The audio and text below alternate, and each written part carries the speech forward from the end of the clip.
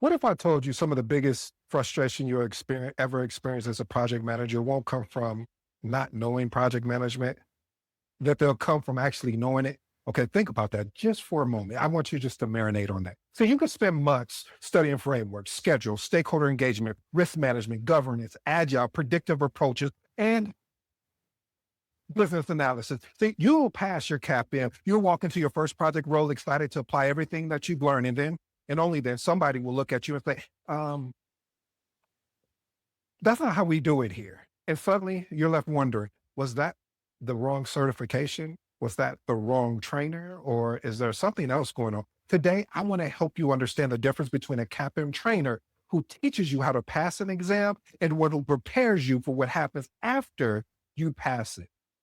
I remember studying for the CAPM exam and being genuinely excited about what I was learning, the frameworks, the terminologies, building schedules, understanding risk management, and then learning about stakeholder engagement. Well, there was also learning how projects are supposed to operate. And honestly, the profession felt like a secret club. It had its own language, its own processes, and it was like a new way of thinking. The more I learned, the more I fell in love with this thing that I hope you fall in love with called project management. Then got into the real world. And that's when I discovered something nobody had fully prepared me for. Sometimes what the book was saying and what the project was doing were two completely different things. Not because the book was wrong, the book was actually right. But people would push back. You know the phrase as well. That's just not how we do things here. I remember thinking to myself, and this was to myself, okay, family. Uh, this is a project management role, right? So why wouldn't we become more effective and more efficient in leading projects?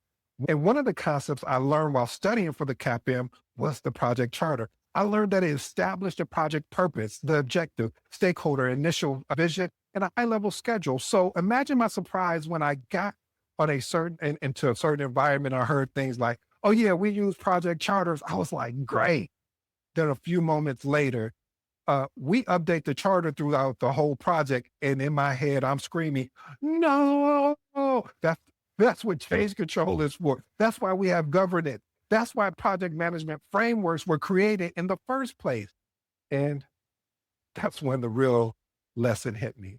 The challenge wasn't understanding project management. The challenge was understanding people. Some organizations are highly mature. Some are still developing. Some follow frameworks consistently, and some pick, well, and choose the pieces they like. And some organizations have project managers trying to create order inside environments that they really never truly embrace project managers or project management to begin with. And that's the part the exam can't fully teach you: the people, the politics, the culture, the resistance to change. And that realization changed the way I looked at project management forever. Principle number one: great trainers teach context, not just definition. See, a trainer can explain what a risk register is. Great. No, no, no. An exceptional trainer explains what happens when leadership ignores one.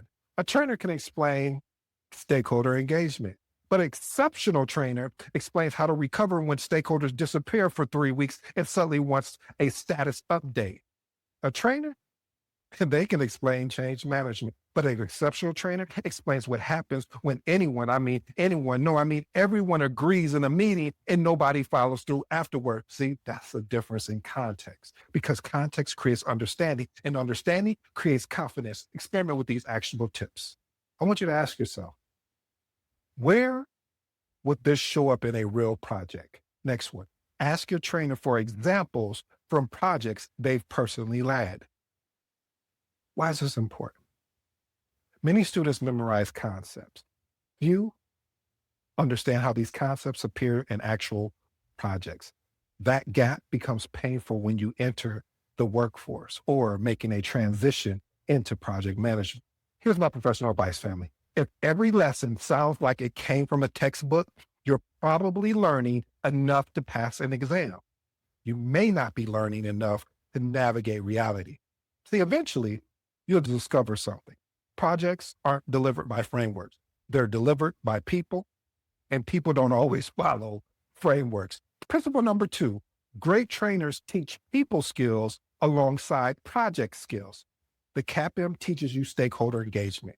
Real projects teach stakeholder frustration. The CAPM teaches communication. Real projects teach difficult conversation. The CAPM teaches teamwork. Real projects teach conflict. The CAPM will teach you project governance. Real projects teach you organizational politics. Experiment with these two actionable tips. Pay attention when trainers discuss difficult stakeholder situations. Next one. Listen closely when experienced project managers share mistakes they made. Those lessons are often worth more than the template. And let me park there parenthetically, family. This is why I do what I do. I bring real world project management lessons and principles and values. So if you're thinking about getting into this thing that I love, that I hope you fall in love with, called project management, or going after a CAPM, a PMP, a ACP, or getting your CSM, I want you to understand that there's levels to this. It's not that you can go get a certification and walk in and feel like, oh, well, I'm going to lead this project exceptionally and be the greatest project manager ever lived. I love the approach. I love the vision. As a matter of fact, I love that you're not putting limited beliefs on yourself. However, there are different environments, and you're going to have to learn how to pivot within those environments and learn what you've learned and know what you can use to apply and what you're going to have to put into your project, as I call it, your project management tool belt until you run into a situation like that. Back to our broadcast. Why is this important? Many new project managers believe their biggest challenge will be learning project management. I disagree. Their biggest challenge is usually learning people. Here's my professional advice, family. Project management is not a documented management profession. It is a people's profession. The document simply supports the conversation. And you know the motto here, documentation over what? Documentation over conversation. But there's one more thing that separates exam preparation from actually real world preparation: pressure. Principle number 3, great trainers prepare you for pressure. Projects don't become difficult when everything goes according to plan.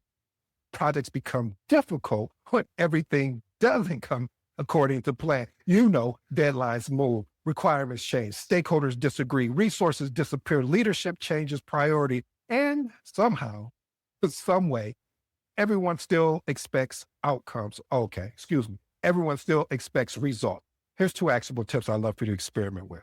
Ask yourself, how would I respond if my project started failing tomorrow? Next one. Study lessons learned from failed projects. There's tremendous value hidden inside there. Why is this important? Pressure reveals capability. Pressure reveals leadership. Pressure reveals emotional maturity. Here's my professional advice.